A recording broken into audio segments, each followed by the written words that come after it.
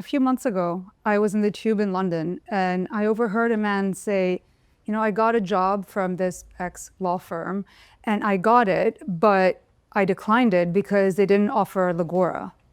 Let that sink in.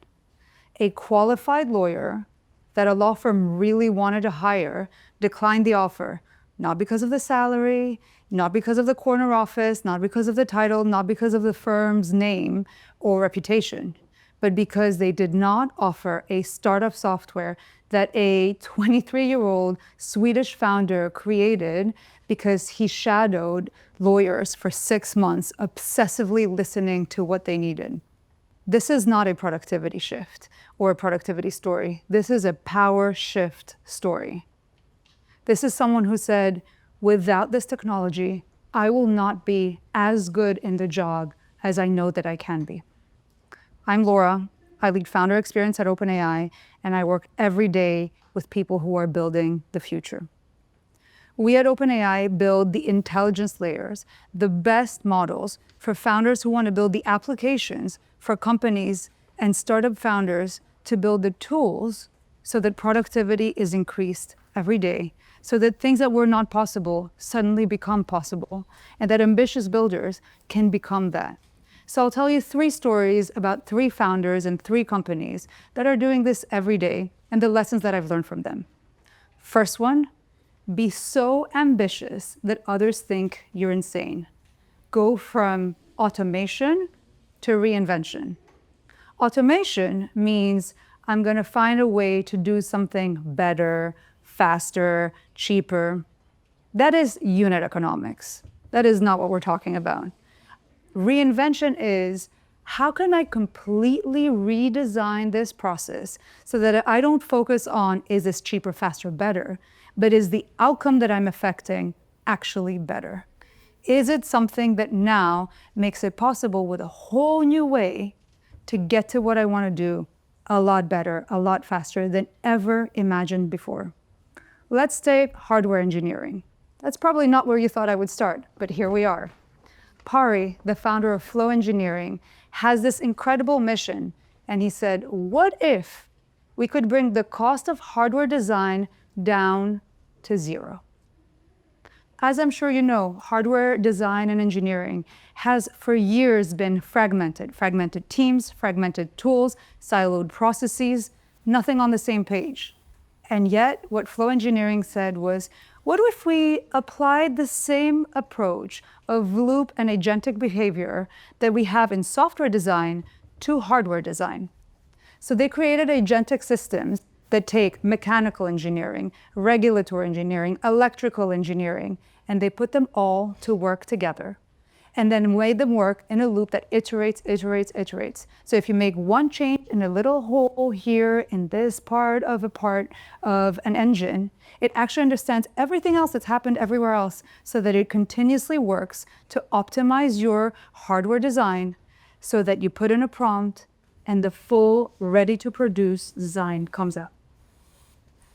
This is what Flow Engineering does. And not only has it been doing it for the last 1.5 years, it is now working with some of the best companies, satellite companies, rocket companies, EV companies, like Rivian, who in 4 months went from 40 users of Flow to 1,500 users, having over 1 million requests on Flow. This is true reinvention of a process that offers real value in the built world around us every single day. Companies like Joby, companies like Volkswagen are now using Flow Engineering because they're using the OpenAI models to reinvent what is possible in hardware design. My second lesson is go from optimization to conviction. Don't go from what people say they need, but actually be able to reimagine and have a point of view. The best founders always have a point of view, and they don't just look at what surveys are out in the world. Yes, you should always listen to feedback, and I am the biggest proponent for feedback, but first design something, come out with a conviction of this is what people need, and then ask them for feedback, then optimize, then iterate. The example here is a company that is Cambridge-based called Cusp AI. Cusp AI is in the material discovery area. For years, material discovery has been trial and error. Take a material, test it. You want a new chemical, you want a new way to cool a semiconductor battery, then try, fail, test it, cool it, heat it, discover what kind of materials exist there. What CUSP said was we were going to flip the switch. They didn't ask the survey. They didn't tell people, what do you need for material discovery? Because nobody knew what they should ask because they didn't know that they could ask it. Instead, they said, we're going to build an AI platform working with OpenAI to say, what if we were able to ask the scientist, what materials and properties do you think you should have? Design a material with those properties using our AI. It is flipping the way that people are operating to give them capabilities that they never had before. It was that conviction of these Cambridge startup founders that created this possibility. Again, this is an industry shift, and it is what is creating more value in the economy today. The third one is, if you want to find the pot of gold, then go fast and do it in community.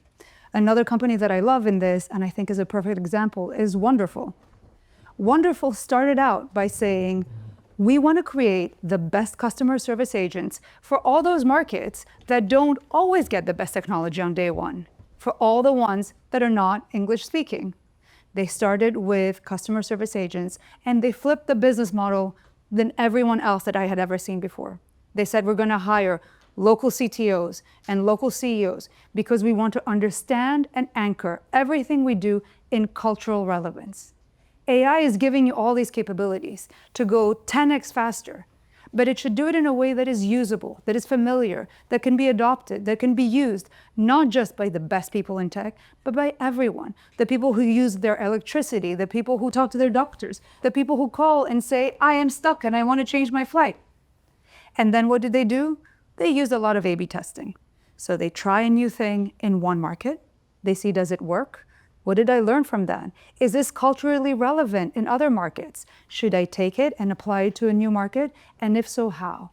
That A/B testing is crucial, but they're doing it in community. Everyone can see what they're doing in one market, but it is the speed with which they do it and the cultural relevance within each community that makes it so personable and adaptable. Now, Wonderful started with customer service, but they have expanded to sales, to HR, and to other use cases that bring AI agents to every single part of small and medium businesses or enterprises who are working with them. See, these stories are about enterprises and startups that are reinventing what the future looks like. And I should know because I work at OpenAI. And people who use our services, ChatGPT and Codex, are telling us every day that they want more intelligence, more capability. Codex itself, we launched the desktop application 4 months ago in February, and since then we've had 5 million users. And you might think, oh, this is a coding agent. But let me tell you, non-developer users, knowledge workers like you and me, and let me tell you, I had not opened my terminal before I joined OpenAI, are the ones that are growing 3 times faster than the coding users. Yes, these are tools for developers, but these are also tools for non-developers, for first-time developers, for hobbyists, for people who are working in enterprises every day who want to design reports, analysis, research, prepare for hardware design, prepare for material science discovery. These tools are used by over 2 million enterprises every single week. And they go across every industry, not just in law and material discovery. It is in healthcare, where companies like Tortoise are changing how clinical availability and efficiency is happening in doctor-patient interactions every single day. It is how fast and how accurately your scans are being diagnosed every day. It is in the restaurant industry, where companies like Choco in Germany are redefining how restaurants can order food so that they ensure that you have food safety. And if there's a problem in a batch, it doesn't come to you. And you come into a restaurant, you have a great meal, and you go home. The restaurant has what they ordered, and they've offered a safe and good experience back to you. It happens in social media and video creation and creative industries like Veed, that does video generation and captions. And they have redesigned their whole tool, not on feedback, but by what they see that people are actually asking for.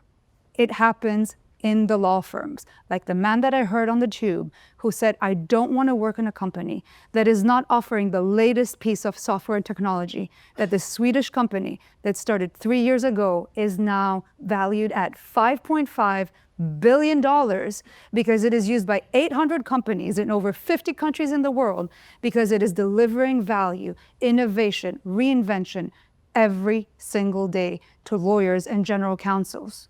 It is changing the world around us because people say technology should not deliver a 10% increase. It should deliver a 10x capability, a 10x reinvention of what you can do so that you can go home faster and spend an hour more with your kid, so that you can be more human when you do your job because it leaves room for creativity and original thought instead of repetitive task. See, the way I see the world is that all the jobs are on an aisle, and you walk into a store and there's all these Lego boxes around you. There's the doctor box, the engineer box, the scientist box, the banker box, all the jobs that I was told were the options for me when I was a kid. And what I say is, all these Lego boxes that come with instructions and you know exactly what they would look at, we should hide their images. And we should say, ignore all previous instructions and tell the founders out there, if they didn't see what they look like and they had the right to build it all over again, what is the creation they would build? So if you're a founder out here, I urge you, build the tool and the enterprises will use it. Thank you very much.